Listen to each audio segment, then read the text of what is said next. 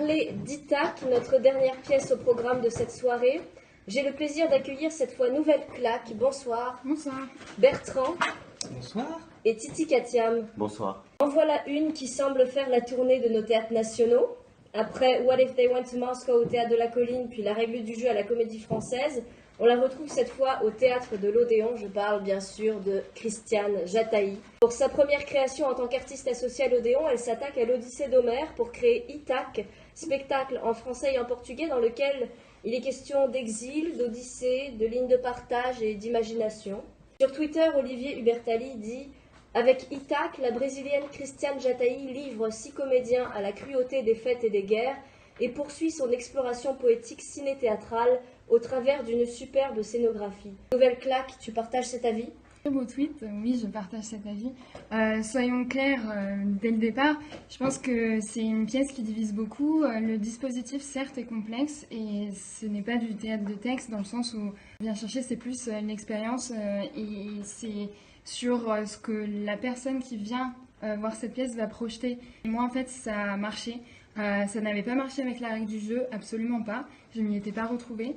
Et là, j'ai été moi-même surprise d'être bouleversée par la pièce, sachant qu'il y a énormément de possibilités de lecture et de strates. Moi, j'y ai projeté la lecture des migrations. J'ai vu Ulysse, donc justement, dans la peau du migrant qui est hors ses terres, qui est déraciné, qui essaye de rentrer, qui peut finir sur un bateau et couler dans la Méditerranée. Et tout ça, en fait, Christiane Jataï le dit, le suggère, mais en fait, elle laisse aussi une énorme place au spectateur qui a la place de mettre ses propres images, ses propres valeurs dans la pièce. Et moi, du coup, j'ai été vraiment bouleversée, donc je suis d'accord avec ce tweet. Katia, une réaction ? Moi, je suis absolument pas d'accord, parce que l'utilisation de ce mythe est ici totalement incohérent. Projeter des migrants sur Ulysse, Ulysse n'est pas un migrant, c'est simplement une personne qui veut rentrer. C'est tellement pas le propos. C'est simplement une personne qui veut rentrer chez elle et non pas un migrant. D'autre part, je suis extrêmement choqué par l'absence de texte. On passe 1h30 sans texte valable, sans action valable. Si le dispositif est intéressant et ludique, moi, il n'y a que les 10 dernières minutes qui ont une réelle beauté théâtrale, avec le dispositif qui prend une jolie forme. Mais je trouve que c'est simplement brouhaha et vacuité. Bertrand ? Je pense que le mot ludique a été évoqué. Moi, c'est un peu ce qui ressort de cette expérience pour moi. Enfin, je trouve que les procédés sont même pas si novateurs que ça. Non, moi, le texte, c'est très joli, mais c'est très incohérent aussi. Je trouve que ça renvoie bien à ce que dit la dramaturgie. La dramaturgie est très fouillie, très incohérente. À mon sens, il n'y a pas grand-chose qui ressort en tout cas de mon expérience dans ce spectacle-là. Bénédicte le disait tout à l'heure, il y a des grilles de lecture qui sont multiples. Effectivement, on peut calquer ses propres images et ses propres valeurs. Je trouve que pouvoir calquer ses propres valeurs et ses propres images dans un spectacle, pour moi, c'est un problème. Parce que, à mon sens, un spectacle, c'est là pour aussi remettre en cause ce qu'on pense déjà. Et je trouve que ici, il n'y a pas ça du tout. Il y a un propos qui tient dans un mouchoir de poche. C'est un théâtre miroir, c'est un théâtre. Mais je trouve que ça tient en 2 phrases en fait à la fin du spectacle et moi je n'ai pas compris ça du tout dans tout ce spectacle-là. Et puis on a l'impression de remplissage. Enfin, je pense par exemple au passage où un acteur parlant français est traduit ensuite par une actrice en portugais ou en brésilien. Je trouve ça totalement vain. Au niveau de la symbolique, ça n'apporte rien. On a l'impression que vraiment, comme l'a dit Bertrand, tout est prétexte à jeu et oui, comme je dis aussi, à remplissage. Elle a des moyens extraordinaires qui lui sont alloués. Elle a un dispositif qui est génial, avec lequel elle pourrait faire un dispositif scénique, une scénographie qui est géniale, avec lequel elle pourrait monter un projet vraiment parlant. Et là, rien n'est, tout n'est que symbole, mais le symbole est vide. Non, mais il faut moi, je suis partie du principe que c'était un théâtre miroir. Son objet, le travail qu'elle fait là dans ce spectacle, c'est sur l'objet théâtral. Il y a eu toute une partie d'improvisation. Donc c'est aussi à la fois la mise en scène de Christiane Jataï, mais c'est aussi une pièce qui appartient aux acteurs. Et il y a énormément de choses qu'on peut lire. Et après, tu disais sur les diverses interprétations. Après, toi, par exemple, ça t'a pas plu, mais le fait que moi, ma voisine, ait eu une interprétation où c'était centré sur le Brésil et que moi, j'ai vu les migrants, je trouve que c'est quand même assez fou que justement on puisse ressortir en se disant que on a vu des choses différentes. Et tu dis qu'il faut recentrer, mais du coup, là, c'est quand on vient voir une pièce avec justement un texte, quelque chose de classique, où on va rechercher, je sais pas, par exemple, les sonorités qu'il y a dans le texte. On va chercher quelque chose de différent. Là, ce qu'elle nous offre, c'est une expérience. C'est l'objet du théâtre, c'est le théâtre dans le théâtre, c'est les acteurs entre eux, c'est tout ça. Alors oui, c'est probablement une expérience humaine, mais son expérience humaine n'a pas de propos. Il aurait pu aller au bout du processus, et le processus là s'arrête, et on n'a pas assez de propos. Et malgré tout, même si là tout est centré autour de l'expérience et du vivre ensemble et du fait d'être et d'agir, alors soit on fait un théâtre totalement muet et un théâtre de gestes avec des interactions. Là, les gestes sont quasiment cris, ne sont que disputes et répétitions. Et ces disputes et ces répétitions et ce quasi absurde qui fonctionnent chez Beckett ou chez Ionesco, ici, ne fonctionnent pas. Il n'y a pas de propos. Moi, le propos, comme elle le dit dans son introduction, soit vers les migrants, soit en parlant du Brésil, là, ça ne fonctionne pas. Et je suis d'autant plus fâché et mécontent sur ce spectacle qu'il y a une prétendue utilisation du mythe de l'Odyssée qui est ici totalement inefficiente.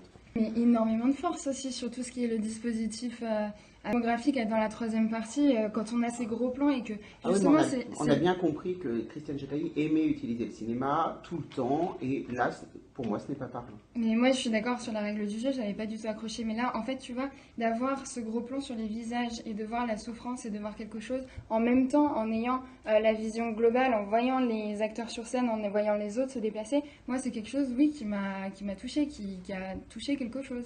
Mais encore une fois, moi je comprends pas ce que ça vient servir en fait dans le propos, dans sa globalité. Et oui, alors certes, la multiplicité des avis au sujet d'un spectacle, c'est effectivement passionnant, mais en fait ça c'est le propre de la perception, donc quoi qu'il en soit, quoi qu'on voit, à part si c'est vraiment un spectacle à message qui a pour but de délivrer quelque chose de précis, il me semble que c'est quand même chose assez recherchée dans le théâtre contemporain aujourd'hui, d'avoir une multiplicité d'avis dans une salle. Moi ici, le principal problème que j'ai, alors j'ai peut-être pas du tout les clés de lecture cachées dans l'Odyssée pour lire ce spectacle, c'est peut-être ça, hein. Je suis peut-être pas du tout assez...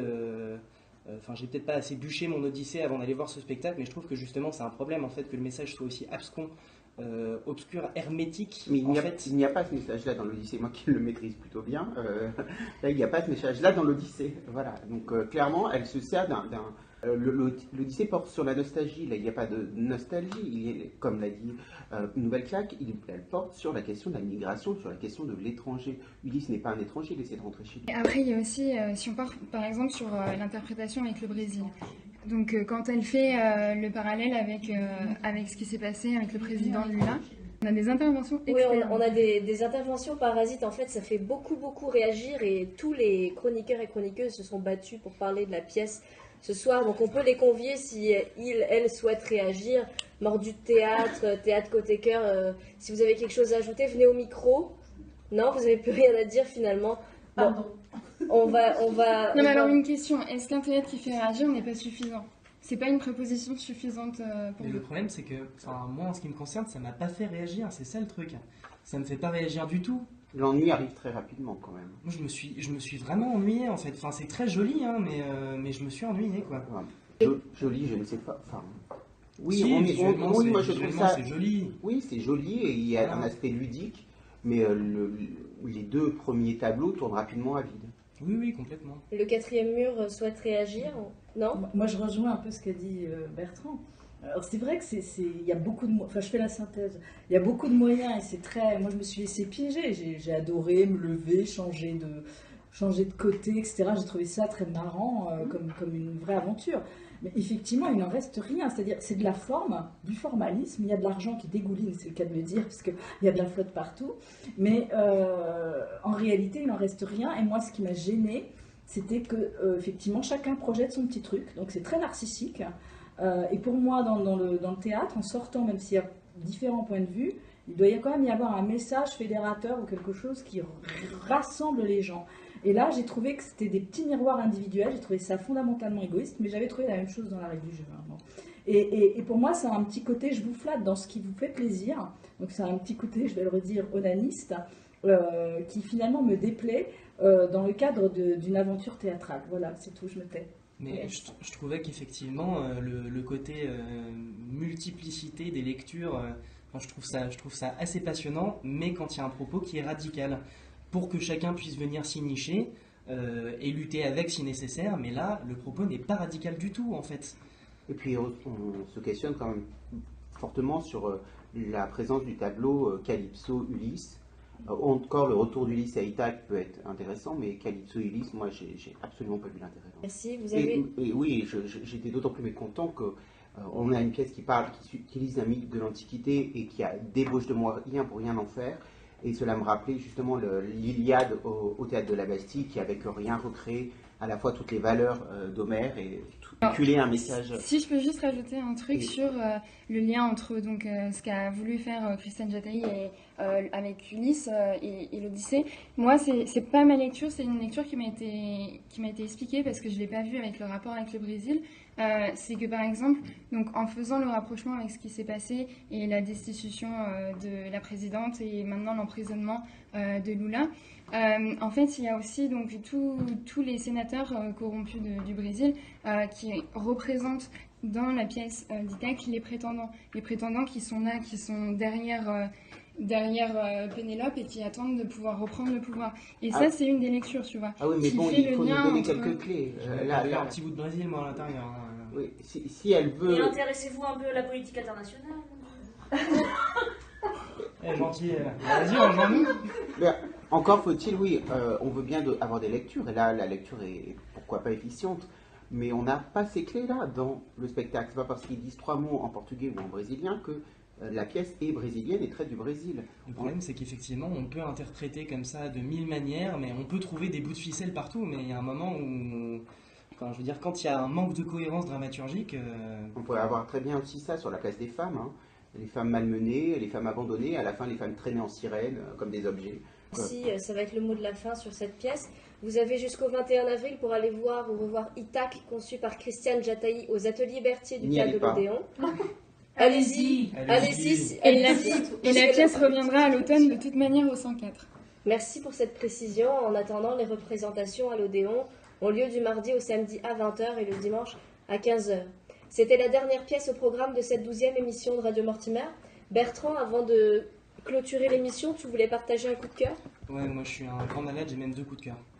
Donc mon premier coup de cœur, ce sera une forme courte que j'ai pu voir au Théâtre National de Bruxelles.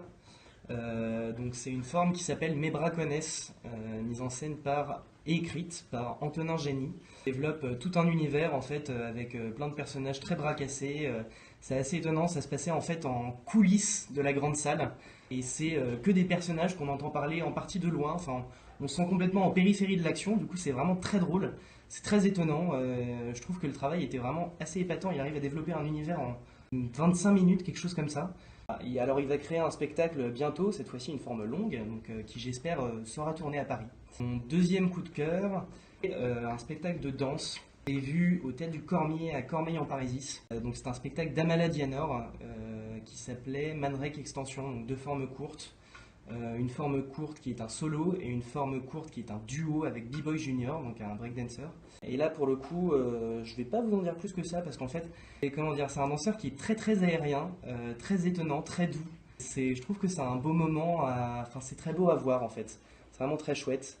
Lui il tourne plutôt, normalement il devrait tourner au Théâtre de la Ville l'an prochain, j'espère. Voilà, parce qu'il a déjà tourné aux Abbesses cette année et puis au 104. Merci, on va suivre ça de près. Merci à toutes et à tous pour la dernière chronique sur Ithaque. Je vous rappelle les pièces qui ont été l'objet de nos échanges passionnés ce soir. Vera de Petrezalenka, mise en scène par Élise Vigier et Martial Di Fonzobo au Théâtre de Paris, à voir jusqu'au 20 mai. Opéra Porno, écrite et mise en scène par Pierre Guillois au Théâtre du Rond-Point, à voir jusqu'au 22 avril. Phèdre de Sénèque, mise en scène par Louise Vigneault à la Comédie Française, à voir jusqu'au 13 mai. Cendre de Solène Denis, mis en scène par le collectif Dénisiaque, à voir en mai à Papeete en Polynésie française. Et enfin Ithac, conçu par Christiane Jataï au Théâtre de l'Odéon, à voir jusqu'au 21 avril. J'aimerais remercier toutes celles et tous ceux qui sont venus autour de la table ce soir. Mordu de Théâtre, Roger 42, Théâtoile, Théâtrel, Théâtre Côté Cœur, Le Quatrième Mur, Nouvelle Claque, Titi Katiam, Bertrand, merci à vous, chères auditrices et chers auditeurs. Merci de nous avoir écoutés, merci pour vos réactions sur les réseaux sociaux au hashtag Radio Mortimer et surtout un très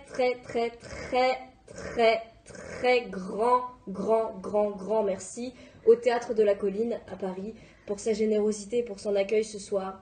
Pour terminer, j'aimerais remercier toutes les personnes qui œuvrent dans l'ombre, qui nous soutiennent, qui font aussi partie de l'équipe et que nous aurons peut-être le plaisir de recevoir lors de la prochaine émission qui se tiendra lundi 21 mai. D'ici là, vous pouvez nous suivre sur les réseaux sociaux et n'hésitez pas à nous apostropher au hashtag Radio Mortimer. À la prochaine!